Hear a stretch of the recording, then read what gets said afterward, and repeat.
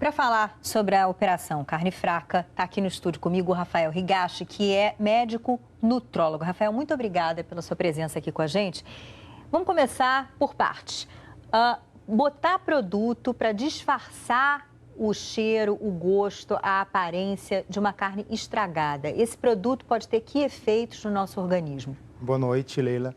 Primeiro, lógico, se uma carne está contaminada com micro-organismos, que pode causar gastroenterite aguda, você só está mascarando a aparência.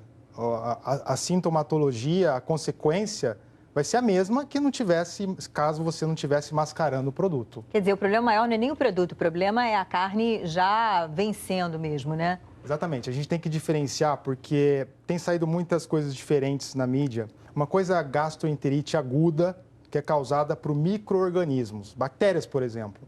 A pessoa come uma carne estragada, contaminada, ela vai ter horas depois um quadro de uma gastroenterite aguda, diarreia, febre, náuseas, vômitos. Então, você vai ter a consequência aguda da contaminação. Outra coisa é a contaminação crônica, que é, por exemplo, foi falado de substâncias cancerígenas. Isso, uma vez você consumir, você não vai ter câncer. É a contaminação crônica do alimento a longos anos que pode ou não causar, está relacionado a doenças como câncer. Então, quer dizer, precisa haver um acúmulo no organismo desse tipo de substância. E que substâncias são usadas, por exemplo? Olha, primeiro, para intoxicação aguda, basta ficar a carne fora. Se você sabe muito bem, coloca uma carne fora, sentar no refrigerador, ela já começa a apodrecer. Claro, mesmo no refrigerador, depois de alguns dias, ela já começa a ficar imprópria.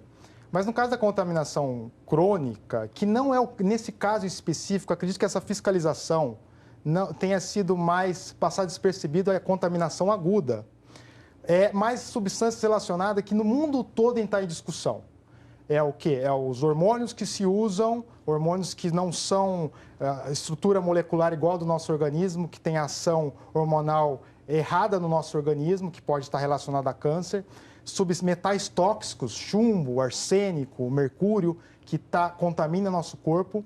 Também relacionado a algumas substâncias organofosforados, que são usados principalmente nas plantas, que os animais consomem, também eles se contaminam. Ou seja, essa contaminação crônica que está relacionada ao câncer. E o que está se dizendo não é mais a intoxicação aguda.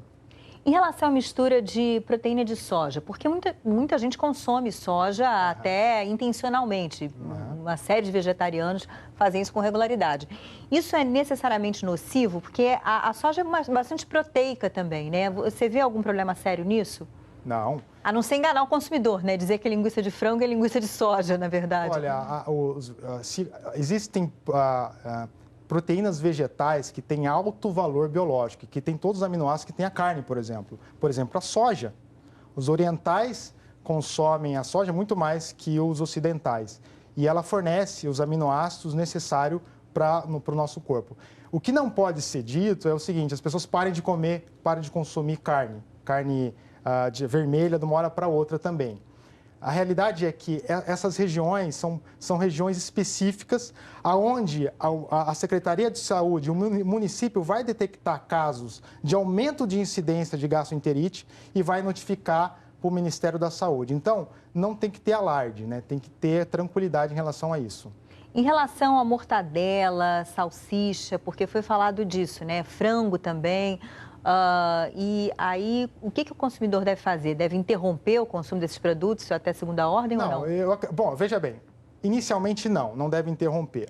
Mas nas regiões onde a fiscalização não foi, digamos, onde foi notificado que não foi feito adequadamente, poderia sim consumir alimentos que têm proteínas vegetais, como a soja, como a quinoa, como a arixia, como a ervilha, porque os vegetais têm proteína e você vai estar, de alguma maneira, evitando, né? E vai estar consumindo a proteína necessária para o seu corpo. Isso que você está dizendo, se a pessoa fizer a opção de reduzir ou evitar o consumo de proteína animal. Exatamente. Então, seriam alternativas, por exemplo. E a velha combinação de leguminosa com cereal também, feijão com arroz, grão de bico com alguma coisa que leve farinha de trigo, por aí vai, né? É boa. Você pode dividir o seu prato, mais ou menos, 1/3 de uma proteína vegetal, por exemplo. Eu acho que, lógico que isso pode ser feito cálculo, mas se você colocar 1/3 do seu prato de uma proteína vegetal, como